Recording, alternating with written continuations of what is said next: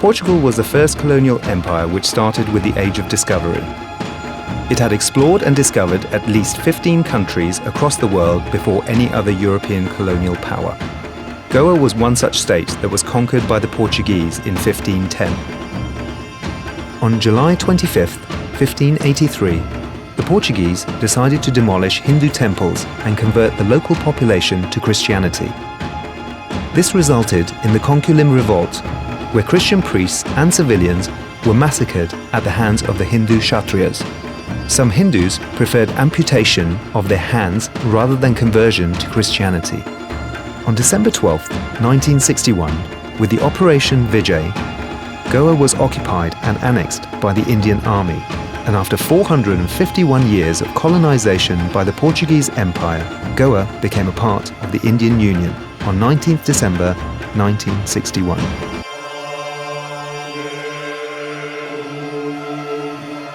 O governo português chegou para Goa em 1510, é verdade, mas só na região da velha cidade. Quer dizer, ocupava uma área de 24 km². E pouco a pouco foram aumentando esse domínio, até que em 1780 conseguiram formar a sua colônia de Goa, que começava no Tiracol e terminava em Talpona, no Rio Sul, em Canapa. Havia duas, três parcelas muito pequenas, em Dio e Damão. Our communication was in Portuguese, and suddenly within 24 hours, English was introduced, without any respect for our people. 38% of Goa's population became Christian Catholic because of the Portuguese. When the Portuguese converted people here, they made sure that they didn't do away with the caste, because it became convenient for them to rule. So you see the upper caste, the Brahmins, who were priests in the Hindu religion, they became priests in the Catholic religion. So that caste system prevailed, and it continues to prevail to this day. Each country should have their own independence. My father went to jail in 1954 for supporting Indian nationalism. United Nations have given a wonderful directive that every country has got their own right to get established in the world. Came a lot of knowledge and research in agro field, the mango development. The Portuguese brought cashew. From South America, the Portuguese brought potato. These are benefits of globalization. People who are born here, who have Goan roots, feel Goan first.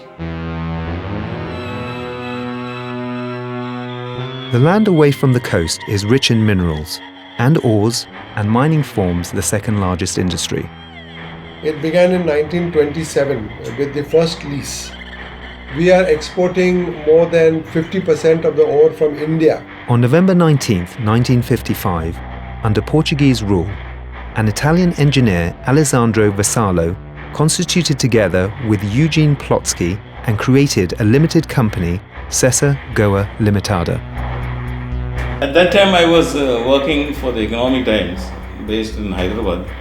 Sesa Goa being a big company here, and we were always looking for news. We heard about this takeover which was being routed through this company which had acquired certain companies in Italy. So that's the reason how I landed here and met, I think his name was Riva, I'm not too sure now. That's how I wrote the story. That primarily it was because it was the only takeover of an Indian company which we suspected he would sell to somebody else. La Sesa Goa era una società fondata da un finanziere italo-svizzero del Canton Ticino che si chiamava Vassallo. Io ero impiegato della IRI-Finsider, compagnia di Stato per l'acciaio in Italia, e come geologo ero nella sezione delle miniere all'estero. La IRI-Finsider aveva partecipazioni minerarie in differenti paesi e una era qui a Goa. L'Ilva, creata da Prodi fu ceduta a Riva, che prese tutto, incluse le partecipazioni minerali. Quella di Goa e una in Canada. Riva si vendette prima quella canadese e poi si vendette la Sesa Goa. All'epoca era presidente dell'IRI ed era Sì, lui dice che non si ricorda più di Goa e quindi ritiene opportuno non fare l'intervista. Goa è stata venduta ai Riva e quindi che poi da quel momento è poi diventato Ilva Mining. Questo era diciamo sì, però sì, comunque lui mi ha detto che di no. La vendette alla Mitsui giapponese per una somma equivalente a quella che lui aveva pagato tutto il gruppo Ilva all'IRI.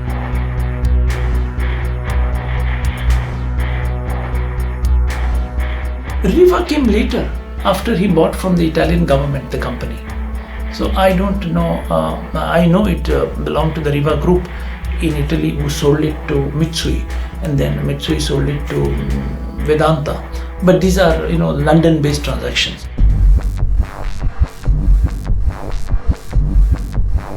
Sesa Goa now is owned by Vedanta. Vedanta is owned by Anil Agarwal, who lives in London. He does not even live in India.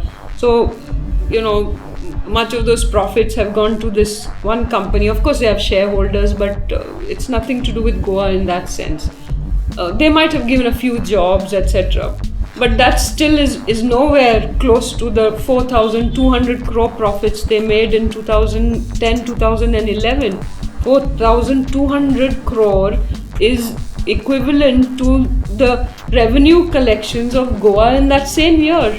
I mean, entire state revenue collections is what a single company like Sesa Goa earned after taxes. Vedanta in Niyamgiri, they tried to manipulate because Chidambaram was one of the ex-director of the Vedantas, and he is a finance minister there now. Everything happens here also. Everything happens with the politicians and Sesa Goa. They know what to play. Not to keep Mr. Anil Agarwal in London as a rich person for the rest of his life and to look after his generations, and not to help Mr. Avdut Timlo and Siddhartha Goa to survive for another 55 generations. That is not the purpose for which mining should be done. Agarwal, if I'm not mistaken, it's on the website, gave BJP 800 crores for the last election and 1,000 crores for this election. स्मशान भूमीची शांती काय गोयांना इलेक्शनाच्या निमतान in the name of the elections, in the name of the model code of conduct, they want to smother the problems, the aspirations of the people of Goa, and especially the oppressed section, the working class, which we will not allow, we'll fight back. A time has come to fight back.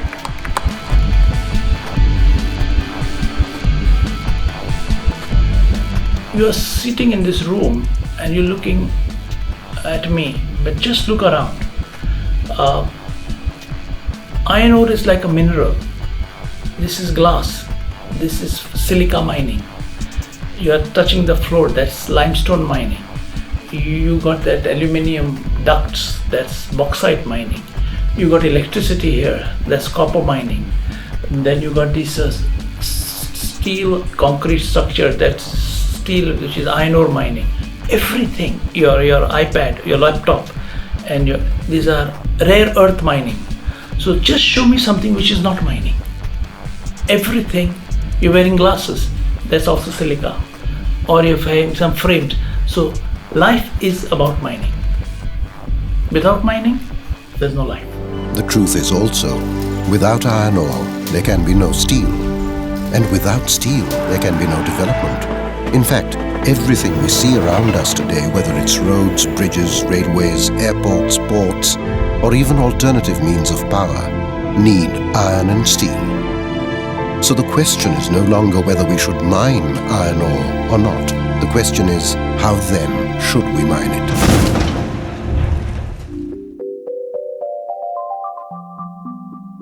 The rush for iron and manganese ore began in the year 2000, during the run-up to the Beijing Olympic Games in 2008. With the price of iron ore touching $180 per tonne in the international market, Goa's mineral resources were overexploited and even abandoned mines were reopened. In 2013, the report of the MB Shah Commission on Mining in Goa accused both the state and the Union Ministry of Environment and Forests of allowing illegal mining in the state. The common illegalities are mining without license, mining outside lease area, and transporting minerals illegally. The Shah Commission was headed by the retired judge of the Supreme Court of India, Justice M.B. Shah. The Shah Commission report had exposed a €4.5 billion illegal mining scam, in which politicians, bureaucrats, and mining companies were indicted. I feel that there might be minor illegality prior to 2006, but 2006, when there was a boom in China market, when the prices went up, the money, income, profit out of mining increased manifold. There was a windfall profit. So there was time probably the illegalities really started. I estimated the loss to the state revenue to something like 750 million. So you multiply it by 10 times for the value of the ore, ex Hong Kong or ex Shanghai. It's about 6 to 7 billion worth of ore. The revenue loss to the state is about 3,000-4,000. That's about $750 million. 2004 is when the huge demand for Goan ore started from China, and it was in the lead up to the Olympics in China.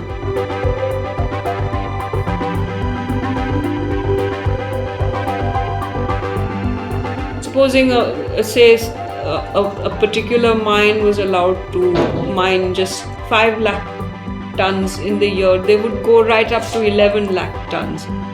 So they were over mining, and that was creating a huge havoc in the mining areas. The fields were getting destroyed, and the air was so polluted that some children couldn't go to school, in the primary schools. So many children were knocked down and killed by trucks, by mining trucks, just driving recklessly through the villages. There was like a traffic of 5,000 trucks a day on one single road in a village called Kavre and Kepe. It is unbelievable. From say about 2,000 trucks overnight, there were 20,000 trucks bought in Goa. There are supposed to be 22,000 trucks, but only 8,000 truck drivers have registered for the scheme. This means that the remaining 14,000 trucks were illegal. The most illegalities are done by Sesa Goas. In Goa, there are more than 4 lakh people in a population of 15 lakhs who are dependent on mining.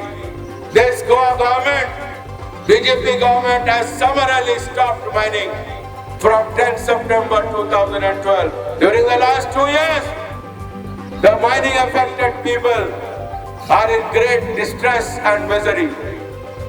Loans from banks and financial institutions have been mounting.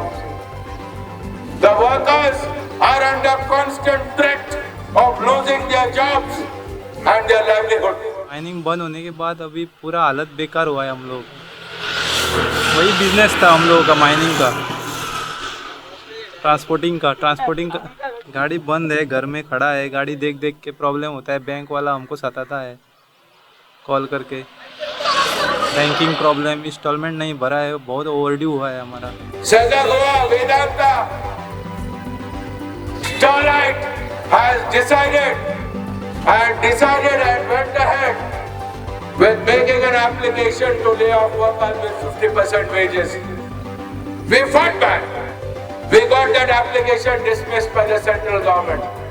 On the other hand, Messrs. Fomento, a Goan company, it has taken out employment in a way.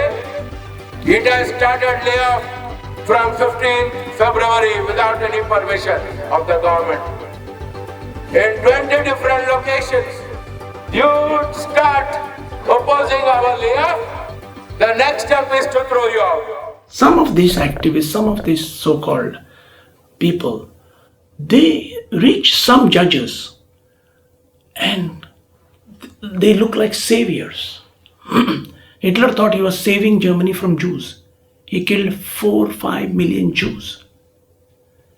People didn't know it. It was a lie that he was not killing Jews. That lie got exposed 10 years later. And then they said, yes, they are all dead. So please wait another 10 years. I'll show you these lies which have affected 130,000 families in Goa. They are not having a 1 rupee income now. So let me tell you, it is a lie. The Shah Commission is a lie. They have the enduring support of the government which is in power in Goa as well as the central government in Delhi.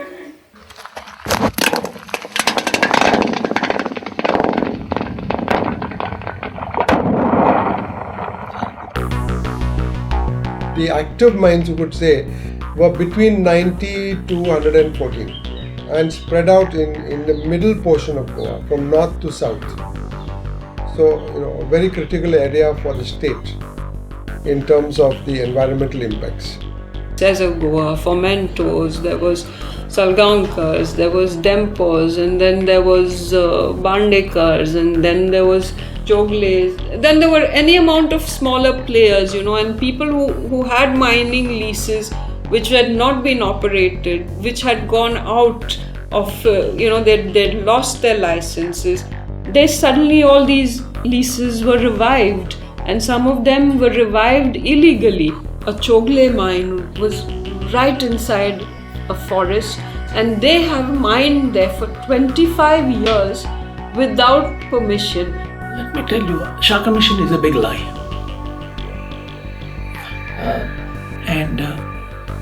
It is getting exposed. Even the Supreme Court said, don't show me the Shah Commission report. Don't just put it on my table as if that's the truth. And that is one of the findings. The Shah Commission report has been set aside and mining ban lifted. So what these people will say? They saved Goa? No. In the last 2 years, India lost $6 billion in foreign exchange for the country because 80 million tons did not go out. Tax authorities lost $2.5 billion. The 130,000 families of Goa lost $1.5 billion. I may have lost a couple of $100 million along with my other colleagues, but the businessman has been painted black. I believe there are small-time operators and exporters who are mostly to be blamed. The big companies like Sesa, Timlos, Salgankar do have their share of irregularities, but they are more of a technical in nature rather than cheating type of in nature. Whereas the others were directly stealing, cheating, all that kind. Like you get ore which is just lying somewhere, steal it and show it as a purchase from someone and export it. That kind of thing also has taken place. Mining lobby is so much powerful that they can buy any government, including your Parrikar. Why Parrikar? When he was an opposition leader, he worked out on PAC, Public Accounts Committee report. He was as a chairman. Then he brought out to the notice of the people that there is a scam of 3,200 crores. The figure is not by Shah Commission. Shah Commission has quoted 34,000 crores scam in Goa's mining. 85 million tons of the iron ore unrecorded which has gone for export. So stop this lying again. I can account for every rupee. And it came from China. So if you are saying you robbed somebody, yes, we robbed China. In the last 2 years, Goa has got a GDP of 8.4%. So we have got an economy which has got a GDP of 8.4%, which is one of the highest in the world today. So it is an economy that is growing very fast, and this last 2 years the GDP has been 8.4% without mining. If there was mining, it would be about 20%, 20 to 21%. Now that is an unnatural GDP because it is sale of your natural resources. So when you sell your natural resources in the way in which they sold in the last 5 years, then the GDP unnaturally goes up. It is not real GDP. It is public money going into private hands. Every mine owner owns a football club here. The only people who are not in our business is one builder, a real estate builder, big time, who owns a football club. This is probably the only place on the planet where the government acquires public land under a certain section of urgency and gives it to a rich guy to build a hotel, and they say it's in public interest. They might open a small art center. They might open a school. Most of them are into schools. They've invested in papers. They've invested in media. They've not invested in media to help you and me. They've invested in media to control our thoughts. Or, for instance, to propagate a certain language.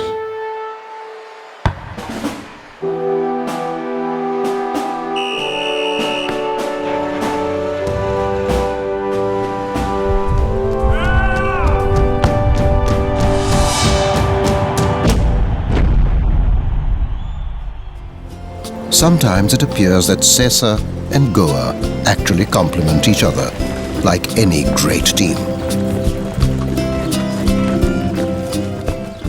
70% of the iron ore in the world is owned by 5 countries. India, Australia, Brazil, Russia, China. 70%.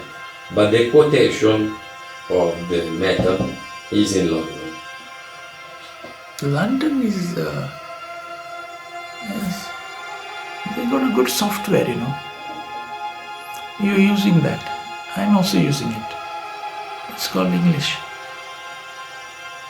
So the laws of England, the banking capital of the world, maybe New York or maybe London, the language English, idea of limited liability.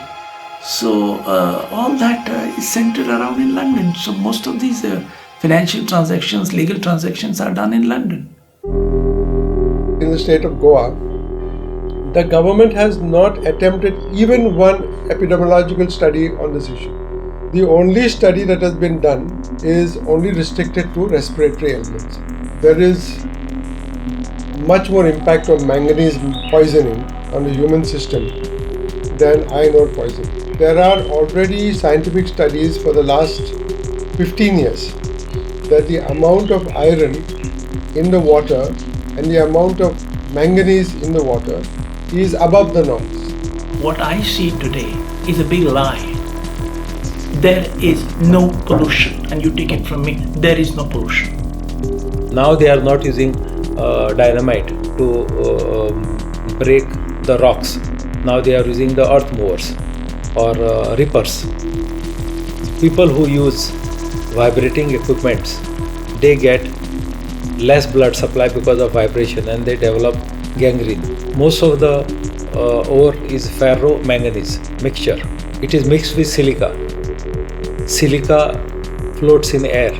If it is above certain parts per million concentration, it goes and deposits. It's not soluble dust. It gets deposited in the lungs. Manganese, is most dangerous because it can cause irreversible Parkinson-like syndrome. Children, if they are affected, you will not able to spot that they have got some illness. They will not behave rationally. They will throw tantrums. As far as I'm concerned, I have not got any information that speaks of cancer in the mining areas. But surely there will be respiratory problems like maybe asthma and so on. And all that has happened because illegal mining was going on, without any controls. That was during the previous regime. There are cases of lung cancer. There are cases of lymph gland cancer. There are cases of intestinal cancer. We do not know. That only we can say. I will not say cancer, but certain lung-related problems. Rather, the dust pollution had its effect in this bronchitis, and some serious lung-oriented problems were noticed in the region. But the health facility was also quite adequate. So it was in pockets where the dust pollution was there. The rest of the area didn't suffer much. If mining is to be done, then it should be done on a very small scale, and it should be the entire earnings from mining should not go to mining companies, but it should go to a permanent fund, like the Norwegian pension funds, like the funds in Alaska or Alberta or in Botswana and many other countries which have got funds constructed out of the income from the sale of natural resources, which belong to the people of that state. If the private companies mine, you have to remove 50 million tons for the government to get a revenue of 1,000 crores. But if the government does the mining, then you have to mine only 5 million tons because all the profit goes to the government. No one. I am a face of a common man. I stand for a common man because this mining whole lobby made a mockery of the common man for all last 60 years. There is no single factory has been shut down by Pollution Control Board. You go to crushers, stone crushers, it is going on. They said that the sand mining is stopped. How much sand you want, you tell me? It is only to increase the rate, and which authorities are takes money in black. Nothing has been stopped. You tell me what is stopped in Goa. I say that in the interest of protecting the entire Goa and the interest of the Goans, we must stop this mining forever.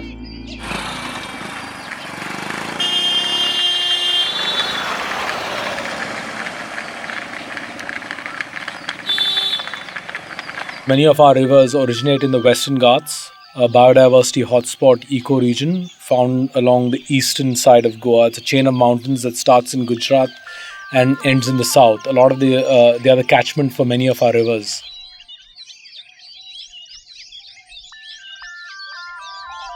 Goa's landmass covers 3,702 square kilometres and occupies about 2% area of the Western Ghats.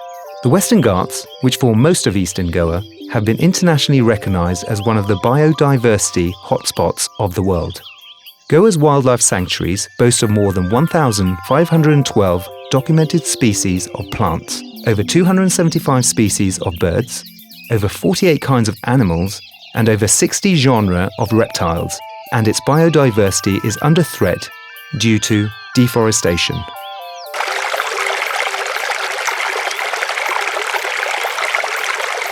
When we are comparing our Goa to Congo Basin or the Amazon, there is a reason for it, is because there is a rich diversity existing in our tropical forested areas, like from North Goa to South Goa. If you go to Madhya Wildlife Sanctuary and come up to the Kotika Wildlife Sanctuary, we have a lot of endemic species existing in these areas. Tiger migrating from Karnataka and Maharashtra to Goa. And we have certainly a potential for a tiger habitat and tiger breeding in Goa naturally.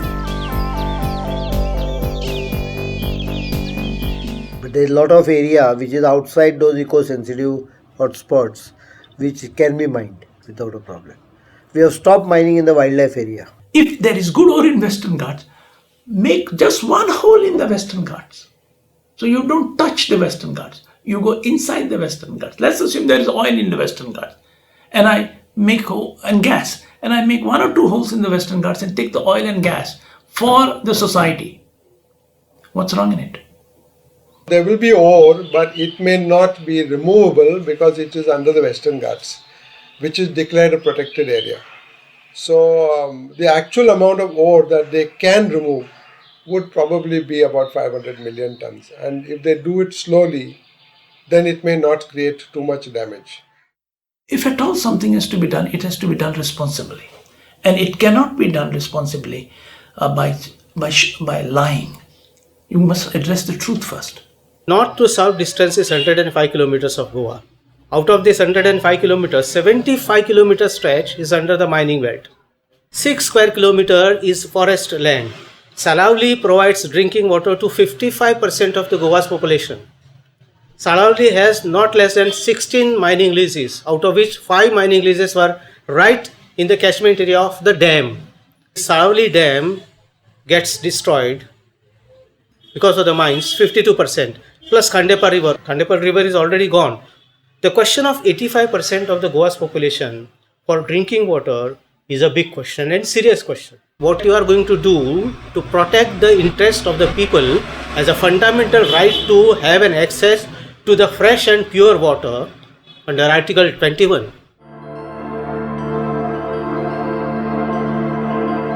80% of our population is living on the coast. 80%. Only 20% is living on the inside. So if there is a tsunami, if there is sea level rise, which they are already predicting, then you would have a very serious situation. You would need resources, you would need money to help people out.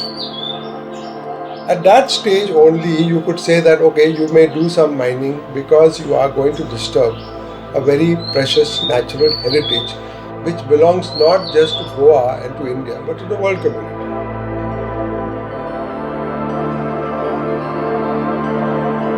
What about the future generation? We need to restore what we have damaged.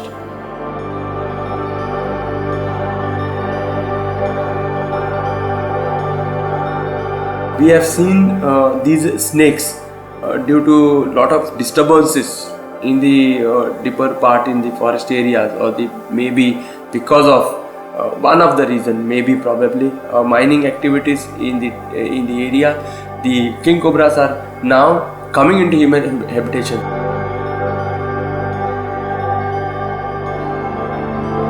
Goa being the very small state, we cannot afford to destroy the entire stretch of Western Ghat areas for mining. We need to also see the sustainability of the biological diversity, which also relates to the life of humans.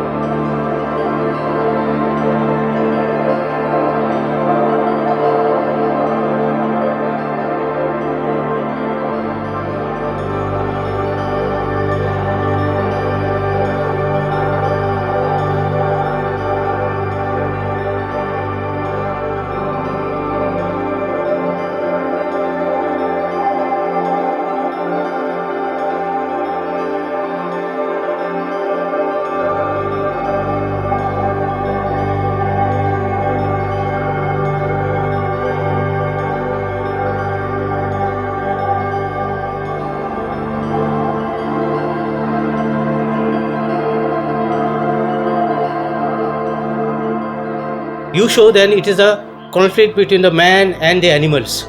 Why is there a conflict after 50 years in Goa? And therefore king cobras are moving out. Therefore all animals are moving out. Even the leopards are moving out in the city areas, in the settlement areas. The elephants are also moving out and destroying the crops. Everything is happening because there is no safe habitat in their areas where they used to stay in their natural habitat very happily. We have around 54 species of snakes found in Goa. Out of these 54, hardly few snakes are venomous. We have cobra, the common cobra. We have saw-scaled viper, Russell's viper, and the common Indian crate, which are also known as the big four snakes, which are found all over the country. We have 3 species of pit vipers: the Malabar pit viper, bamboo pit viper, and hump-nosed pit viper. Malabar pit viper, which is only found in our country, nowhere else in the world. To define what is endemic, it is a restricted population, or it is only found in that particular region, is endemic. So it has a lot of value which is added to that particular species. There are some 6 snakes which are found in as the snakes in the coast of Goa. They are very deadliest. And as I mentioned, there are no antivenoms for these snakes. And even for king cobra, we do not have any antivenom in the country. The king cobra, the largest venomous snake in the world, is powerful enough to kill a full-grown elephant. He can live up to 30 years of age. The king cobra's generic name, Ophiophagus, is a Greek-derived word which means snake eater. King cobras are cannibalistic. A case was recorded at the Agumbe Reserve in India showing a male king eating a gravid female. The force of the copulation is tremendous because the female knows that this could be the last opportunity to conceive. So she puts her entire life force in this copulation to conceive the king. And that is why it is the king. That is why a king cobra is born. That is why nature has put it there. Because she knows this could be the last 5 minutes of her life. It's only when you're close to death that you're fully alive. So we as human beings must also conceive that we can be extinct if we don't learn how to live.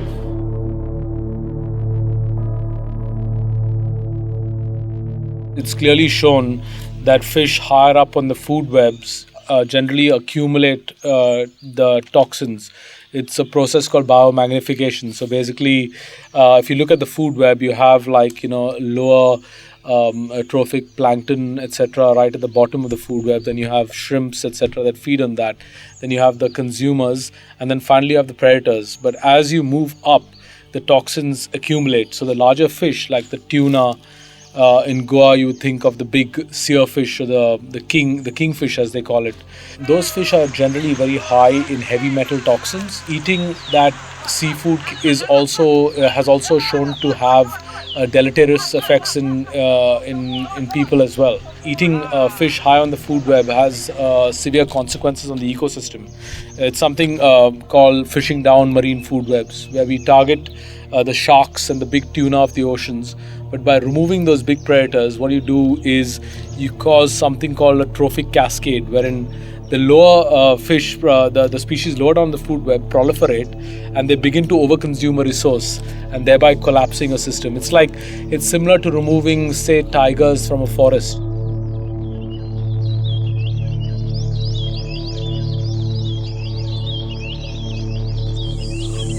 So this bird you're hearing going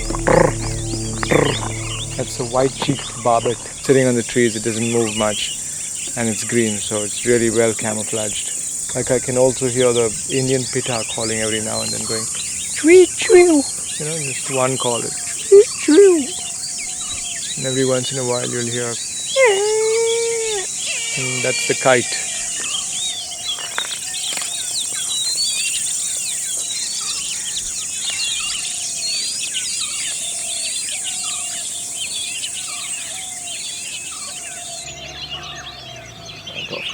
Yeah, 2 females here, the males here this way down.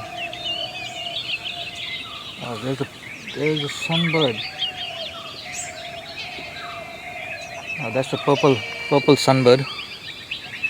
Most of the birds that are the Malabar, with the name Malabar, like Malabar trogon, Malabar hornbills, Malabar shrike, they are all the endemics.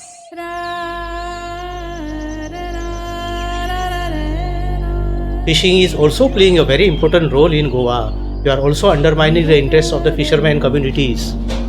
You are also undermining the tourism, which is also a sizable chunk as far as economy is concerned, contributing to the GDP, which is equally to the mining.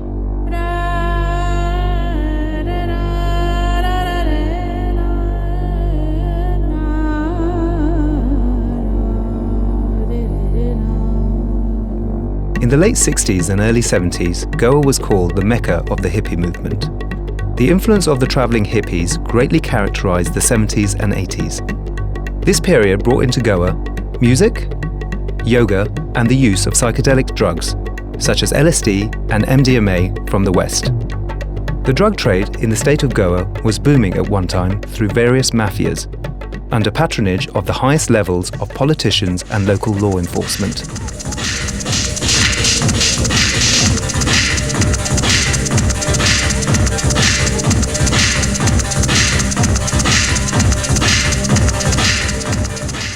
LSD was first synthesized by Albert Hofmann in 1938 from ergotamine, a chemical derived by Arthur Stoll from ergot, a grain fungus that typically grows on rye.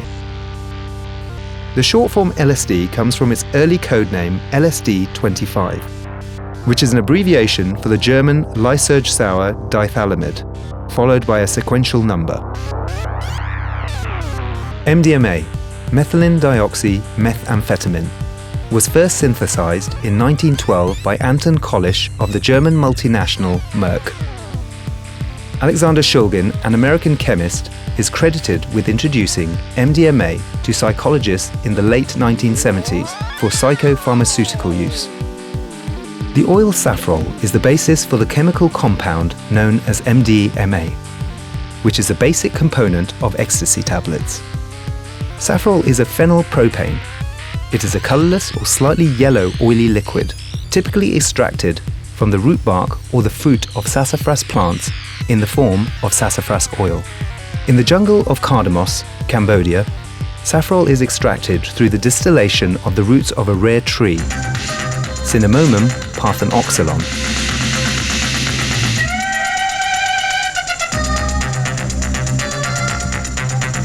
Safrole is also banned by the International Fragrance Association for use in pesticide, soap, and the perfume industry, and is responsible for mass deforestation.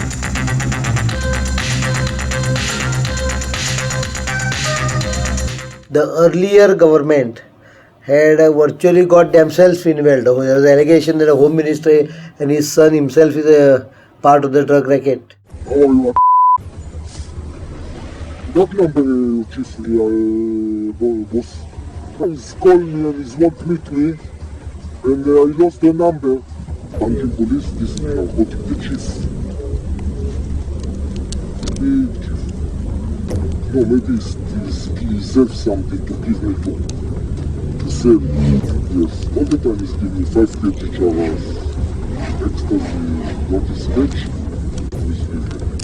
One case has been beaten around for 2 years now, that he was talking to the police. Yes, the policeman whom he was talking to is on the way, he was in jail, and he's dismissed. We have started cracking, and I think we have had quite a bit of success in that. In fact, the current year's catch is more than last 8 years' catch. Total 35 kilograms, and out of 35 kilograms, 34.5 kilograms is that of charas, or what we call ganja, or what you call marijuana, or what we call the weed.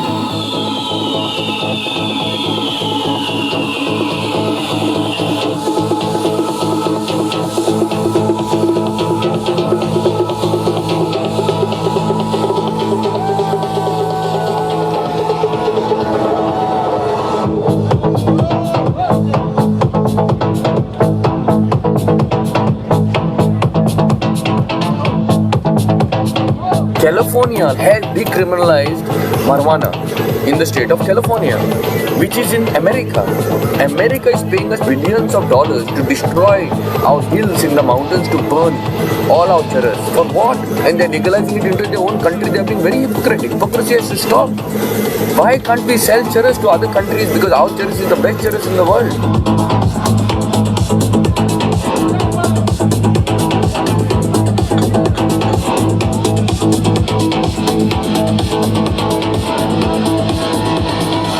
Drug is promoted by drug dealers, and drug dealers, some of them don't even know the meaning of music, because they're sitting in their house, they don't come to play music, but they're selling their shit.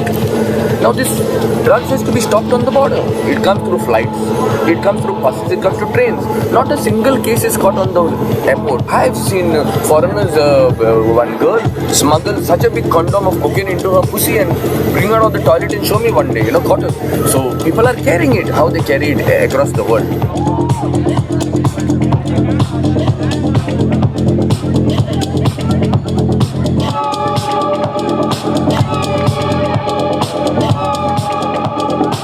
music is the breath of Goa. You know, without music, the foreigners will not come.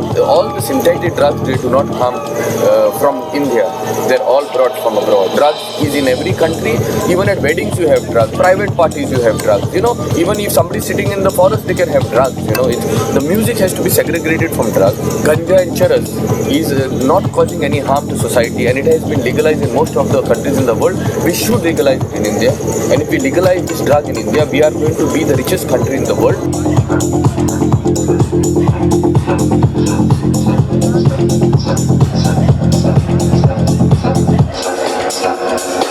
Marijuana has unfortunately very traditional sanction in India. It's the week of Lord Shiva. When we do his puja, we do place it at his altar.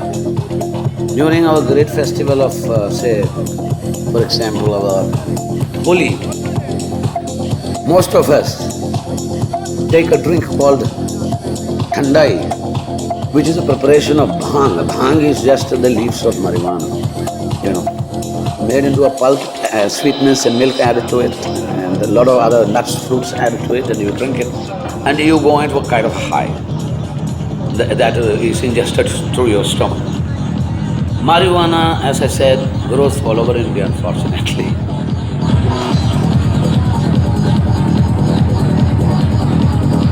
I took the best trip in Ibiza,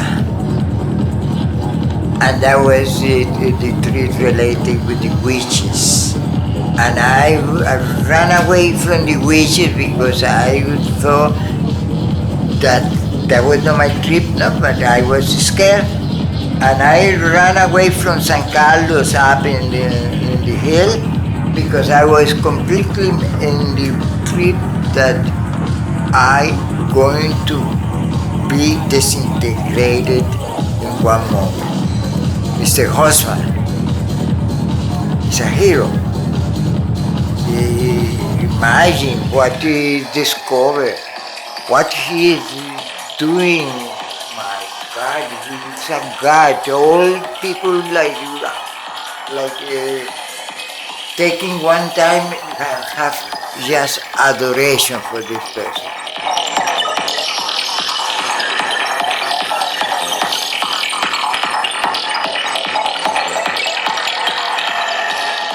LSD, MDMA has been and some other, medical derivatives have been the rest of the catch of that 500 gram to 1 kilo. And I think that 1 kilo catch was something to do with MDMA. So this is one thing which we are noticing now because it is very easily available in India too. You know that India, as far as chemical manufacturing is concerned, India is a giant. So, you get whatever tweaked substances very easily out here. MDMA has been, taking the upper seat. If you see the quantum of holes, it is trying to become popular. I have done stories on how ketamine has come up quite a bit in Goa. Ketamine has been a very big export from India to Italy.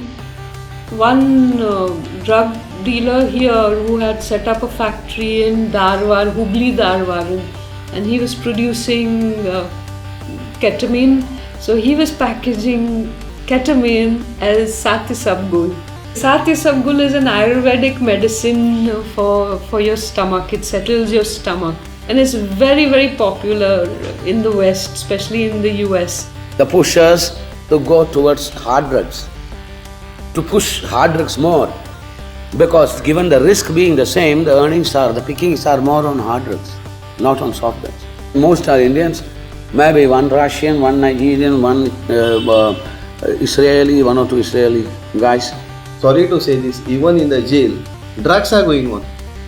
Drugs peddling is going on, mobiles are being used. You tell me one thing, is it there is a check? My friend who's there in the lockup, he has sent me a CD with the drugs, everything. They have all the facilities of mobile, everything is going on. And I don't feel that Goa will be controlled by any of these things. See, drugs, you think it may be a BJP government, a Congress government. It is going on every day, comes on the paper. I'm not saying that we have got some information. It is going every day, means nothing has been stopped. I was always asking them, where is the mafia? which we spoke of, I think that somebody or we ourselves are doing major disservice to Goa, which is a peaceful haven. I think that for the most part, the drugs that are around in these places are happy drugs. They are not heavy drugs. One might follow the other, but nobody's ever been killed by smoking too many chillums. People have fun, you know, and you dance, you have some smoke, you have some fun. It doesn't hurt anybody.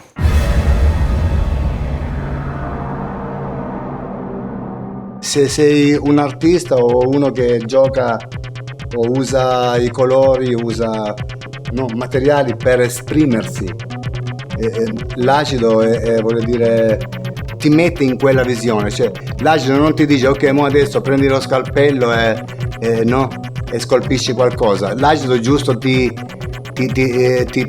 mette in questa visione, diciamo, ecco. Tu entri in una visione o in un mondo che poi continua ancora, questo mondo qua non è un mondo che rimane a sé stante, perché tanto dopo ci sarà l'altro acido e poi l'altro acido ancora, vuol dire non è, o anche che l'acido non lo fai, quella visione lì, quel resoconto, quella tutto quello rimane.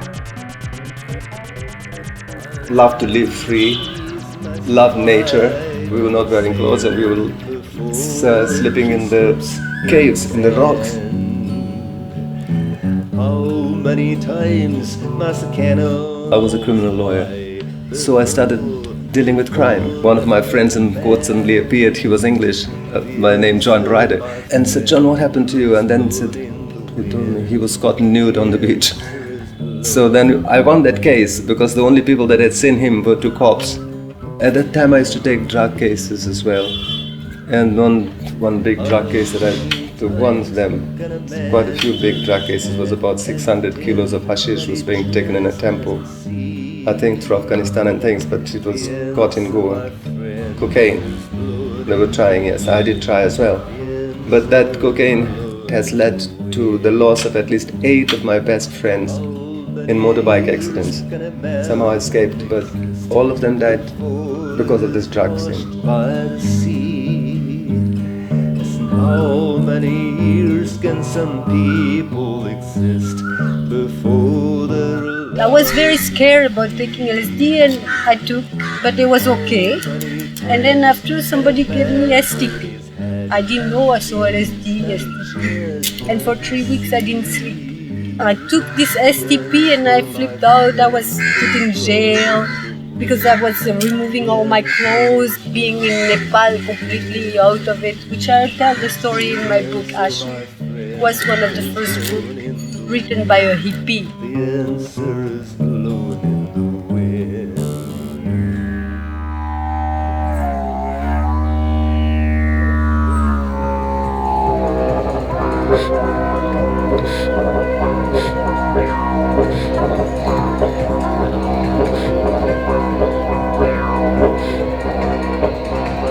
Come to Goa 12 years ago, a very interesting fusion of different cultures, punk, rock, jazz, tribal story, and also it is the center of psychedelic culture with all the great trance makers.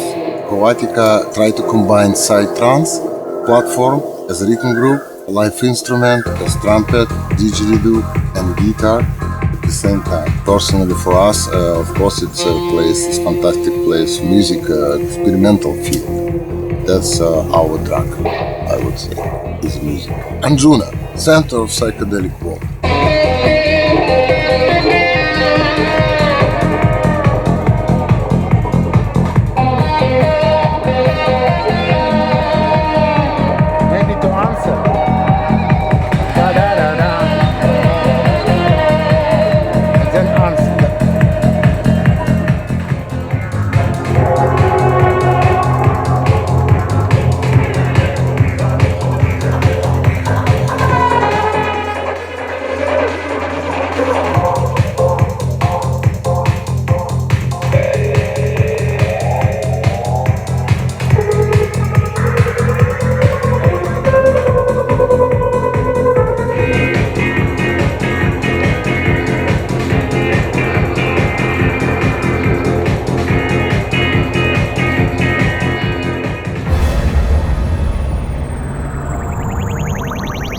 I changed my mind, not only mine, I think so many people. I make alcohol, liqueur, vodka. This I start to do in Russia and bring to open air trans party in Russia. Like this, start in Goa my alcohol story. Now we prepare mixing spirit with water for make vodka, and now we will check vodka what we prepared before. How many percent alcohol inside this? Because if you prepare vodka, it's you can check only on the next day. This is spiritometer. With this device we can check how many percent alcohol in this mix, and this between 40% alcohol and 50 on the show. So it's very thin spiritometer, very correct.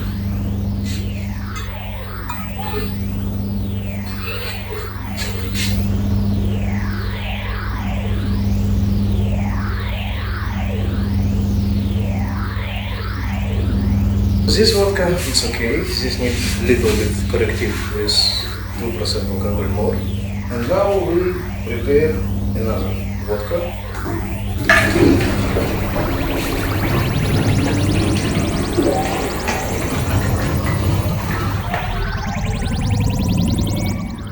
Shiva Shankar Machupati Kailaspati Bombo Leddi Shanti help aloud.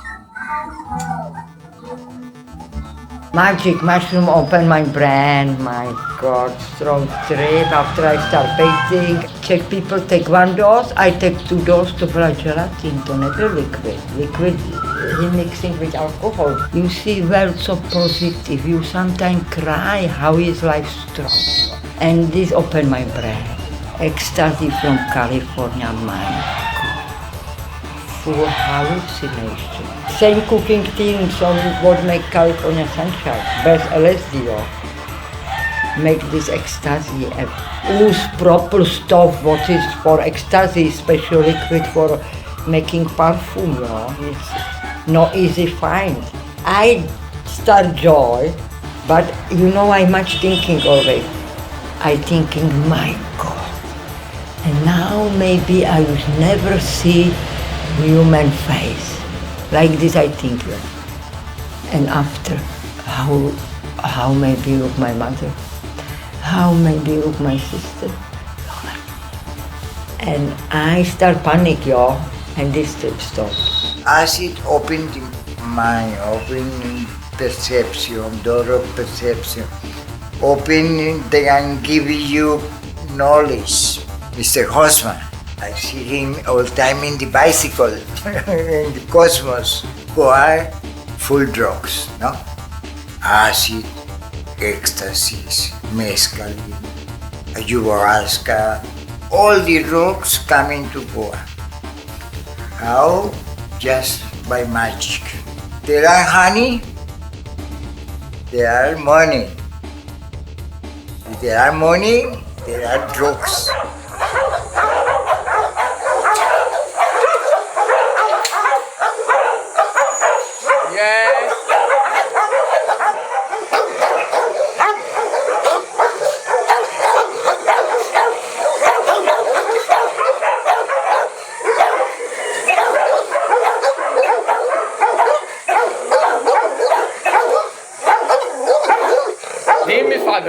He's on chain, but he's very dangerous. He was born during the time when Hoffman was very famous in Goa. On the coast, everybody was searching for Hoffman. And then when I adopted him, he was 3 months old. I named him Hoffman because I was very fascinated by that name. Hoffman takes after Dr. Alfred Hoffman.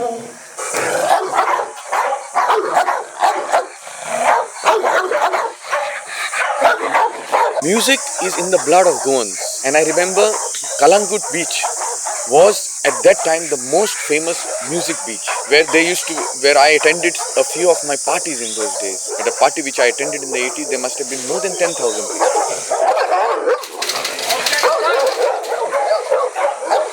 LSD was brought in by the Swiss, by Germans, by people from Finland, by Japanese, What gives the pit bull, I think, its bad name is what's the best quality in a pit bull, that's his courage.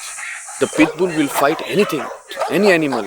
It may be a lion, it may be a tiger, or it might be people with guns and knives. It will not run away from a fight because a pit bull does not know the meaning of fear.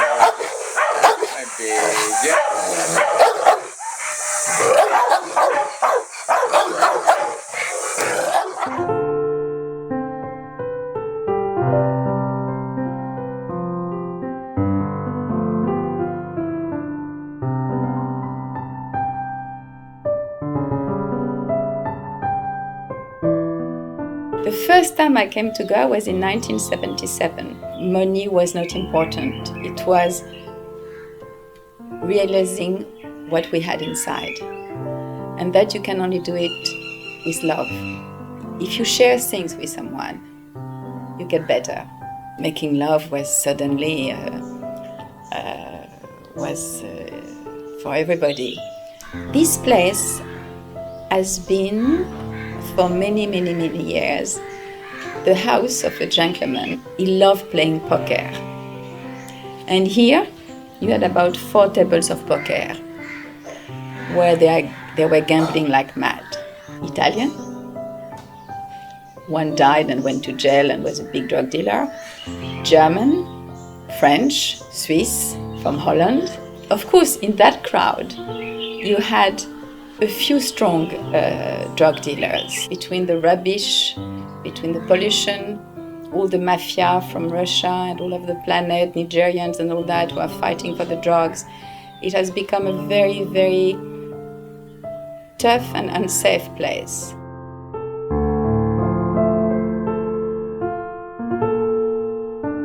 All other therapy in the world are based on the mind, you know. We are working on the heart level and on the emotional level. It's a therapy on 3 days only. The name is Awareness 1. Begin by a big breathing session, a very, very deep breathing. It's to disconnect the mind. When you use your mind, you are too much in the ego. Open the mind. For me, it signifies acceptance. Means you accept that you are aggressive. You accept that you are violent. You accept that you are manipulative. And when you accept that, that is the only way that you can change. Well, as an ordinary individual who's caught in the rat race, in the world, making money, ambitious, cutthroat, conniving, he has absolutely no chance. So really, with a person who's saying open the mind, he's ready to do away with the mind. It's just that his choice is wrong. He has chosen drugs. But if he gives spirituality a chance, it will work and he will know the true nature.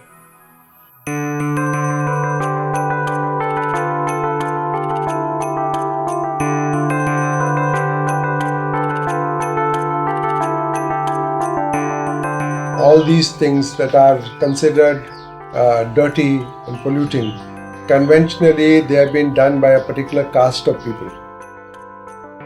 They were called untouchables, they were called Dalits, they were called whatever it is, they were a particular caste of people were kept only for these occupations because the upper caste did not want to be polluted with these activities. Actually, the Indian Constitution does not recognize caste. It is not at all required that one group of people should look after garbage and the rest of the people should be worrying about computers and hotels. That is also immoral. That is also unfair.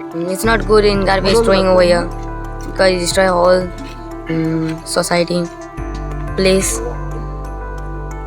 We must not throw because it's not good for health.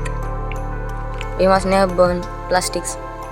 Initially, in the markets, you had little boys who would be away from school selling plastic bags. That has been totally banned. The parents were using the children to earn money and keeping them away from school.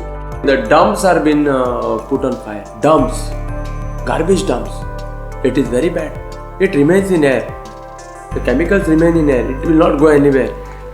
All the people they drink alcohol in Goa, right? Right. Right? Right. Alcohol. Okay. And those are medicine, right? Right. This come from which hospital? Mapsa hospital? Mapsa. Mapsa. You can.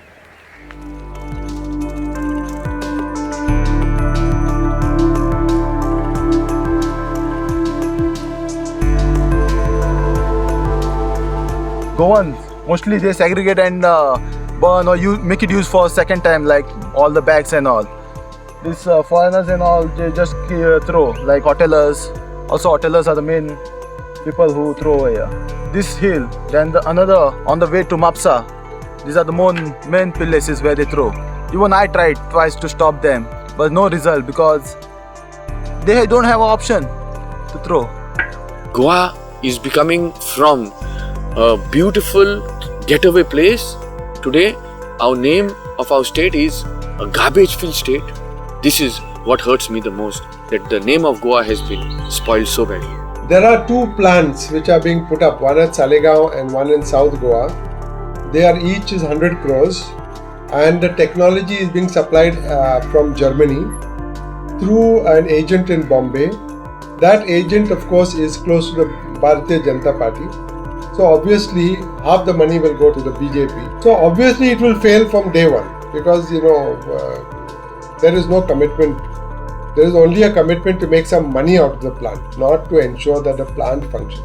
Now everybody is aware because even in schools, every small kid knows now, very unlike us when we were kids, that there is something called global warming. There is something wrong with too much of carbon accumulation. And there is something called pollution. How do we get them back, recycle them and stop polluting the earth?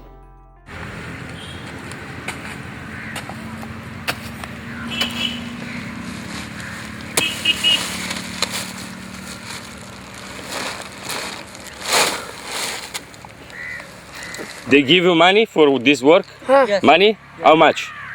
2,000? No, 10,000. 3,000 per month. So 3,000 rupee per month. You go school? School also? छुट्टी है गाँव में ये ninth मैं fifth And why you do this work? बात है There is a document of Greenpeace, so not even 1 month ago. It is saying that Asagao is the most polluted place in Goa. Dioxin every minute that is going out from there. So for me to see an 8 years old taking the garbage for 3,000 rupees, that is given probably to the father because he needs money, so it's a social problem. They are looking at it as a means of earning their daily bread.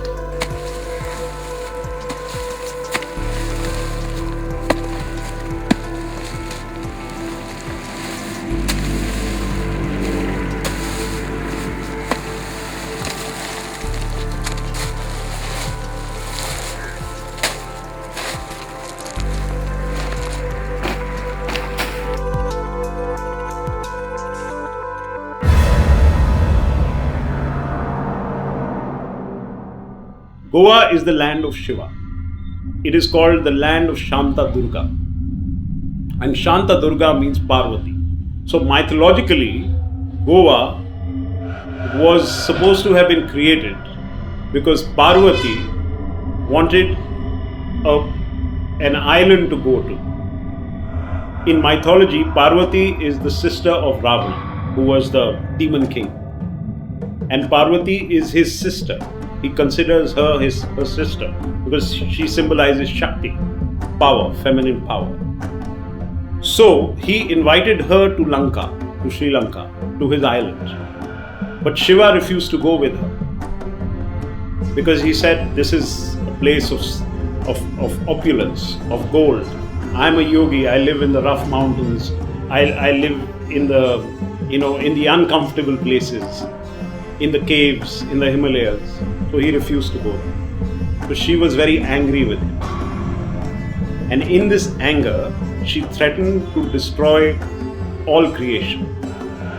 So he had to create an island to satiate her. And he shot one arrow into the sea. And Goa was born. I'm talking about the mythology behind Goa. And she came here and relaxed. And that's why it's called the land of Shanta Durga.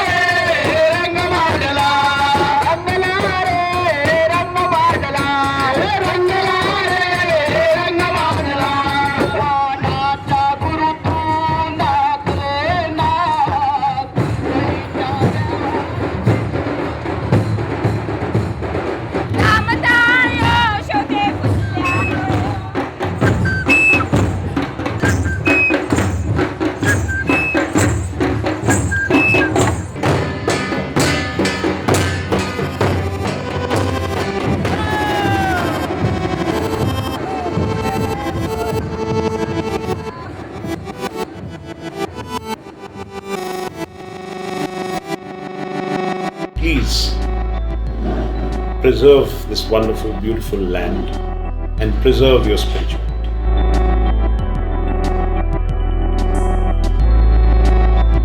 My grandfather, when I ask him a question like what is the largest size of a shark you saw, he would probably say 2 meters. Then I asked my dad how a larger shark he saw, he would say probably about 1 meter, his largest shark. And if you ask me, I'd say 50 centimeters, and that was good for me.